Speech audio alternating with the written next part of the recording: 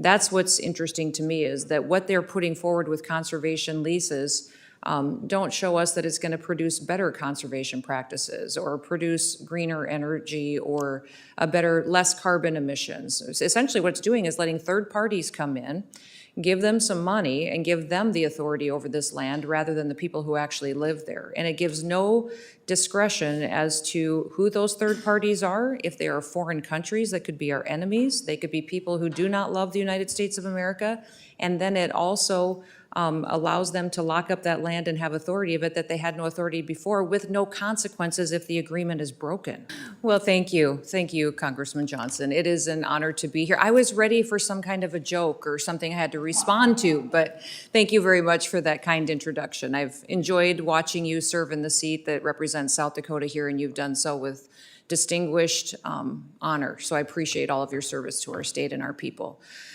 Thank you. Good morning, Chairman Westerman and Ranking Member Grijalva and the members of the committee. It's my honor to be with all of you today. In fact, my former Chief of Staff just gave me my old nameplate from this committee when I had the chance to serve with all of you, which is incredibly special to me. I would put it up here today and use it, except for I don't get the chance to sit where you sit today.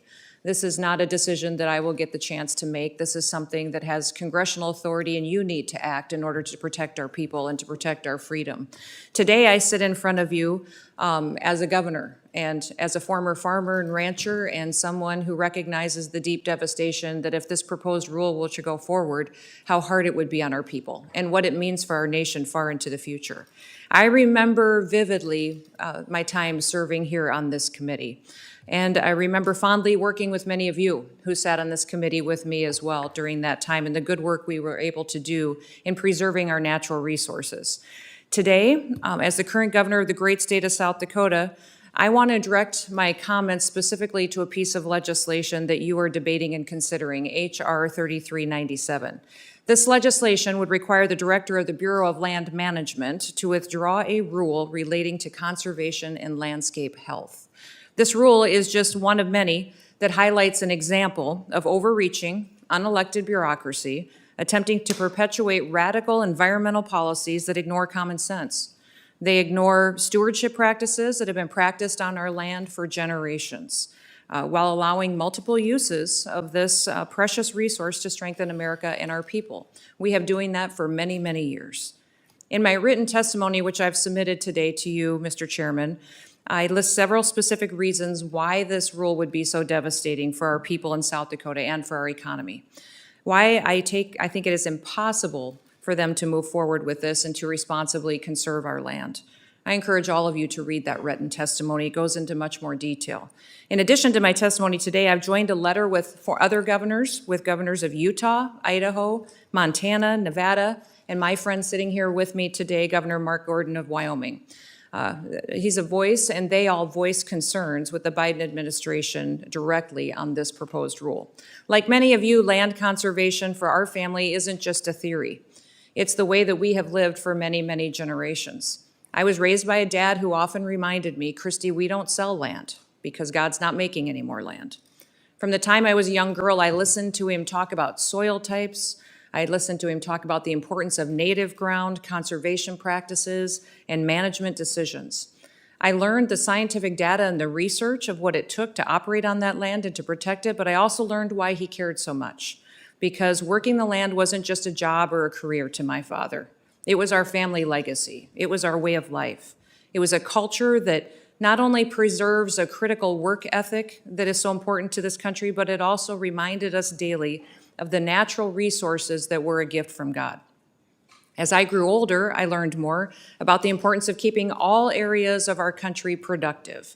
To help stabilize the economy, every part of our nation needs to produce, and that would help us during very difficult economic times. I also learned how critical it was to be energy independent, how important it was to protect our nation's food supply and to produce our own food. Now, when I was elected governor, I've selected a fellow rancher as my lieutenant governor.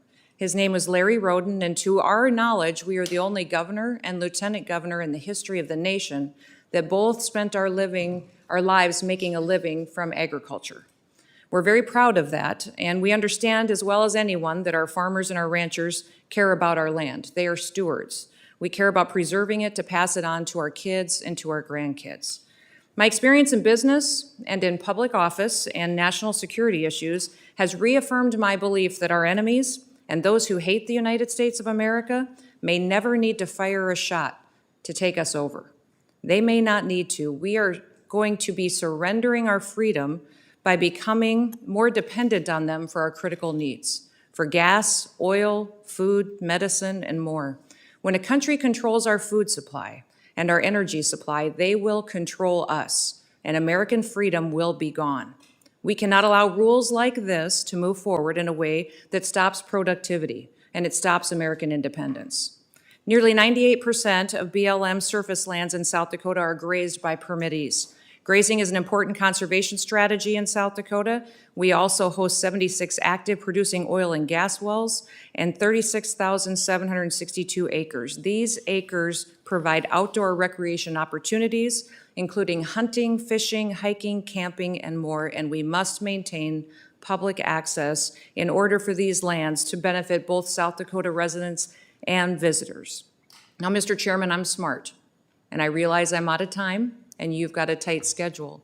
But I've got much more I'd like to share with the committee today on what specifically is wrong with this rule and why it doesn't work, the redundancy in it, the unnecessary burden it creates, how it stops productivity. And the number one concern for me is that conservation is already incredibly a part of every single management practice that happens on BLM land.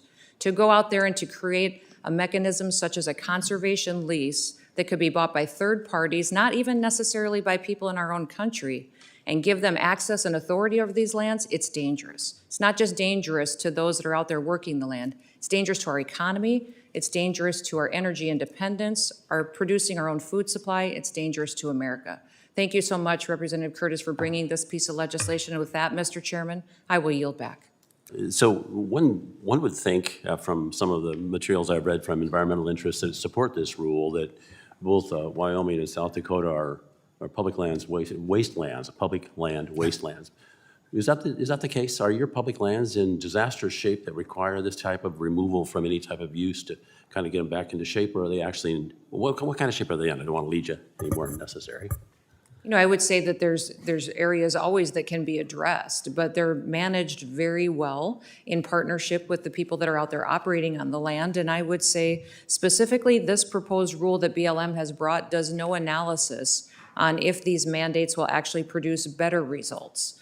That's what's interesting to me, is that what they're putting forward with conservation leases don't show us that it's going to produce better conservation practices or produce greener energy or less carbon emissions. Essentially what it's doing is letting third parties come in, give them some money, and give them the authority over this land rather than the people who actually live there. And it gives no discretion as to who those third parties are. If they are foreign countries, that could be our enemies. They could be people who do not love the United States of America.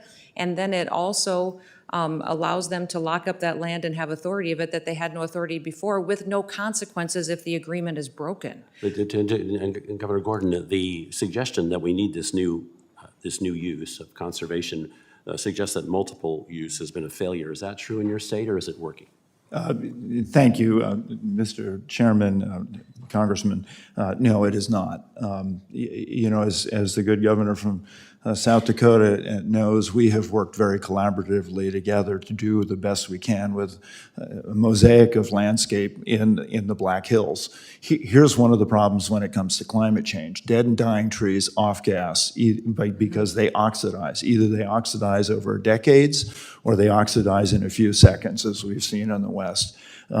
You know, the ability to work together on the ground to affect conservation practices, that is the benefit of having local communities and state control. Your comment about does multiple use fly in the face of that? Absolutely not. As I mentioned before, these ranches would not be sustainable. These businesses would not be sustainable if they overuse the resource. So I grew up on a ranch, and my brothers, 5 younger brothers, 3 of them are still in the ranching business in Oregon. And we're very familiar with this, with what we're debating. I'm also very familiar as an attorney who represented the local Production Credit Association through the 80s and the 90s, just how important a grazing permit is when you go in to get a loan. And you have to say to whoever you're working with, that's sitting on the other side of the desk, you're trying to get, borrow some money. They ask, well, are you going to have your grazing permit? And you can't say, well, maybe.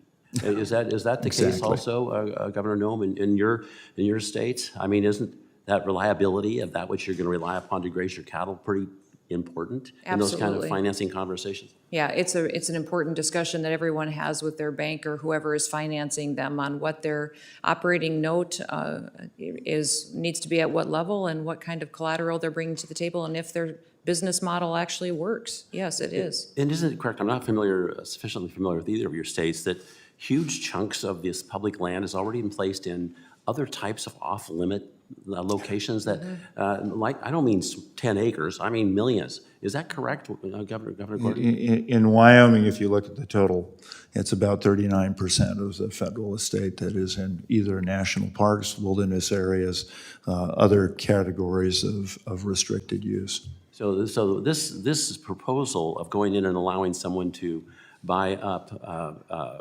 lease this land, I've heard it said that this is a device to allow people to, big, huge REITs and other organizations with lots of money to come in and bid these things up to acquire carbon credits. And thus all of a sudden this assertion that we heard earlier from New Mexico's Congresswoman that nothing's going to change, that's nothing could be further from the truth. Is that correct, Governor Noem? It's very true. In fact, you have a lot of producers out there that may have private land that's completely surrounded by BLM land. What happens if they declare that an intact landscape that is now locked up and no access given, and they can't even access their own private property? That's a reality that we see out there on the ground that has the potential if this rule goes forward. Right. Well, thank you both so much for being here. It's an incredibly important issue, and I really appreciate your presence today and your testimony. And Mr. Chairman, if I might, I want to point out that back in 2008, grazing management that we did sequestered 2,526 metric tons of CO2. We were recognized on the Chicago Climate Exchange. So management makes a difference. Mm-hmm.